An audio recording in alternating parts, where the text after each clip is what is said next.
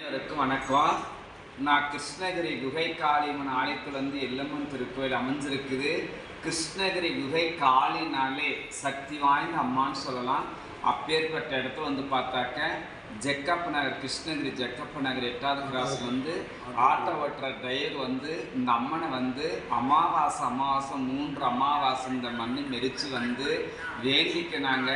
என்னுடைய கடன் பிரச்சனை அதிகமாக இருக்குதுமா, என்னுடைய கடனெல்லாம் தீரணும், என் பிரச்சனை எல்லாம் சால்வ் ஆகணும், என்னுடைய பிள்ளை மேல் படிப்பாக படித்து வெற்றி பெறணும்னு சொல்லி இந்த அம்மனை வேண்டிக்கினாங்க.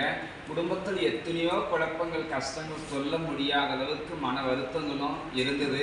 இந்த அமாவாசை 3 அமாவாசை இந்த அம்மனை நம்பி வந்ததுனால கடன் பிரச்சனைலாம் தீர்வடைஞ்சு ஒரு மன நிம்மதி ஆனதுனால அம்மனுக்கு ஏற்கனவே முன்ன மாங்கல்யம் செலுத்திருக்கிறாங்க. திருப்பியும் காளி அம்மனுக்கும் வேண்டிக்கின்னு எல்லம்மாக்கு இப்போ நம்ம செலுத்தணும்னு சொல்லி வந்திருக்கிறது என் மனசு ரொம்ப சந்தோஷமாக இருக்குது. இருந்தாலும் நான் சொல்கிறத விட அவங்க என்ன வேண்டிக்கினாங்க, என்ன நடந்துச்சு, அவங்களுக்கு இந்த மண்ணில் அவங்களுடைய மனக்குறையெல்லாம் தீர்ந்தது என்னன்றது அவங்க மூலிமா கேட்டு தெரிஞ்சுக்கலான்றதுக்காக தான் இந்த வீடியோ போட்டிருக்கிறேன். சொல்லுங்கள். வணக்கம் சார். வணக்கம்.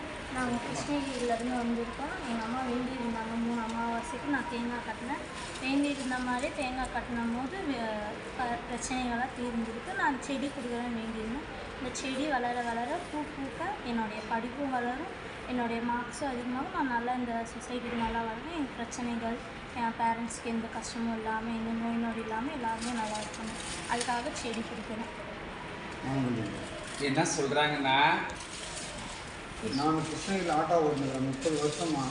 பல பிரச்சனைகளை சந்திச்சுன்னு வந்தேன். குடும்பத்தில் எக்கச்சக்கமான சூழ்நிலை, சில நேரத்தில் குடும்பத்தோடு ஏதாவது பண்ணிக்கலான்னு சூழ்நிலையெல்லாம் இருந்தோம். அதெல்லாம் மீறி அந்த அம்மாக்கிட்ட மன உறுதி வேண்டிக்கிறதுனால என் பிரச்சனைகள்லாம் பாதி தீர்ந்து நிற்குது.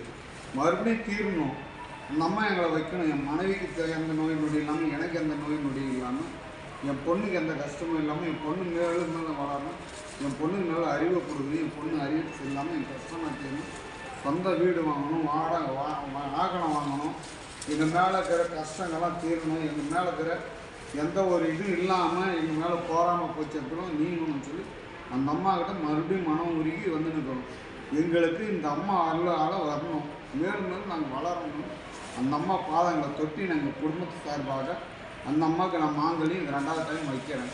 என்னுடைய பிரச்சனைகள்லாம் தீரணுன்றதுக்காக மறுபடியும் இன்னும் பிரச்சனை இருக்குது, அந்த அம்மா தீர்த்து வைக்கணும். அடுத்த அம்மாவை சுற்றுலார தீர்த்து வச்சு இந்த கோயில் அன்னதானம் நான் வைக்கிறேன்னு சொல்லி வேண்டிக்கின்னு இப்போ நான் இங்கே வந்துருக்கிறேன். நான் கூப்பிட்டு என்ன சொல்கிறாங்கன்னா, 3 அமாவாசை வந்தாங்க, அம்மா கிட்ட வேண்டிக்கின்னு தேங்காய் கட்டினாங்க.